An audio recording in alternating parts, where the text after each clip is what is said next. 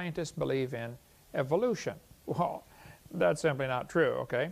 The vast majority of scientists may believe, or the majority of scientists may believe in evolution, but it depends on what you mean by evolution. But all scientists do not believe in evolution. And even if they did, that's not how you determine truth. It is possible for the majority to be wrong. History shows us there are many times when the majority is wrong. The majority of scientists used to teach that all the planets go around the Earth. That is wrong, as far as we know. By the way, there's still some folks who believe in the geocentric theory. I don't fight them. I disagree with them. But there are really some surprising number of folks who believe in the geocentric theory. But for years, many people thought, the majority of people taught, that the heavy objects fall faster than lighter objects. That was taught for 2,000 years, and it's wrong. It's not true. For many years, it was taught if you're sick, you have bad blood. Take out your blood and you'll get better. That is simply wrong. It's not true. There were places all over the country to get your blood taken out. They had little white poles out front with a red stripe around it. The barber was the bloodletter. So even if a majority of scientists do believe something, that doesn't make it true. Let me give you an example here from the book of John, chapter 7.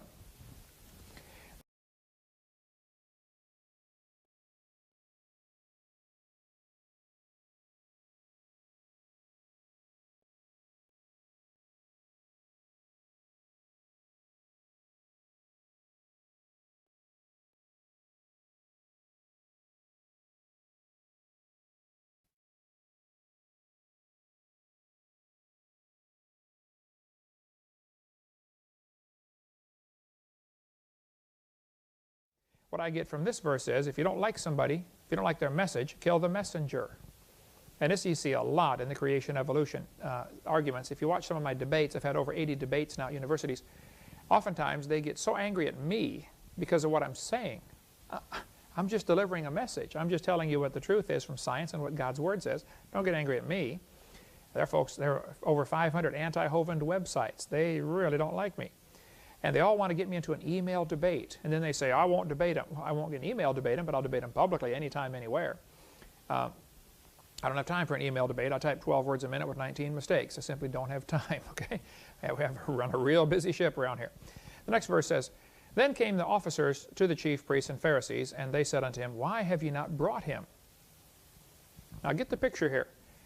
The Pharisees sent the officers off to get Jesus, and then they came back without him, and they said, Why didn't you get him? And the officers said, Never man spake like this man. Here's the Hovind translation. The professors sent their students off to ask the heretic questions, but the professors didn't go themselves. I get this a lot. I'll speak at universities. The professor doesn't show up to ask questions, but he sends his students with a list of questions. And you'll see the student pull out a list of questions, and they're going to trip up Hovind on something, you know. So they ask me their questions, and I answer all of them. And then they go back and tell their professor, well, he answered all my questions. And the professor says, well, you should have asked him this and this and this. Well, you coward, you should have come yourself, professor. Don't send your students off to do your dirty work. If you got a question, give me a call. What I also get from this verse is the Pharisees decided they're going to use the law. They're going to legally try to stop this guy from sharing this message. They wanted to shut Jesus up. And there are people who will use legal tactics to try to shut up the Christians. They try to exclude Christianity from public schools. They can't handle the message, so they shut down the message so people don't get a chance to hear it. And that's what I see in John chapter 7. Then answered them, the Pharisees, Are ye also deceived? The Pharisees are saying, Are you stupid? Then they said, Have any of the rulers or the Pharisees believed on him? Notice this. Their evidence that Jesus could not be the Messiah was because they didn't believe he was the Messiah. Therefore, he can't be because we don't believe he is. You get the same kind of logic with some of these professors in colleges. They'll say, well, all scientists believe in evolution, therefore it must be true. That's ridiculous, okay? They don't all believe in it, and even if they did, that doesn't make it true. You can see the same parallel 2,000 years ago in the book of John. Then the Pharisees said, This people who know not the law are cursed. Here's the Hovind translation of this verse. We have knowledge, you don't. We don't approve of your degree. You're ignorant if you don't believe in evolution. And you'll see this a lot in the creation evolution argument. They'll say, we're smart, everybody else is dumb. I get this a lot when I do debates. They'll say, well, the average person in the audience probably doesn't understand the complexity of this topic. And I'll say, folks, what he's trying to tell you is, you're dumb, he's smart. And that's precisely what they're trying to say in a subtle way. The next verse, verse 50 says, Nicodemus saith unto them, he that came to Jesus by night, Doth our law judge any man before it hear him, and know what he doeth? They answered and said unto him, Art thou also of Galilee? Search and look, for out of Galilee ariseth no prophet. And every man went to his own house. Even some of the non-believers were smart enough to realize this guy's telling the truth. And we get people by the thousands that write our ministry or call us and say, look, I was not a believer, but I saw your material on creation, and I'm convinced creation is true. And that's what we're trying to do. We want to convince you that God's Word is true. The whole argument here in John 7 started with a false assumption that Jesus came out of Galilee. Okay, they're arguing about the wrong topic. The Pharisees didn't believe in him, so they said, that's proof he can't be the Christ because we don't believe him. If he was, we would believe in him. That's silly. That's the same thing you get today. Skeptics will say, well, has Hovind or have any of these creationists published in science journals?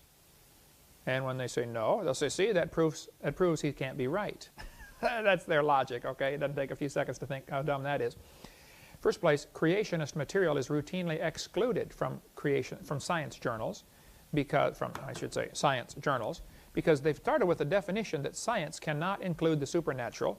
Therefore, if your explanation isn't 100% natural, it's not science.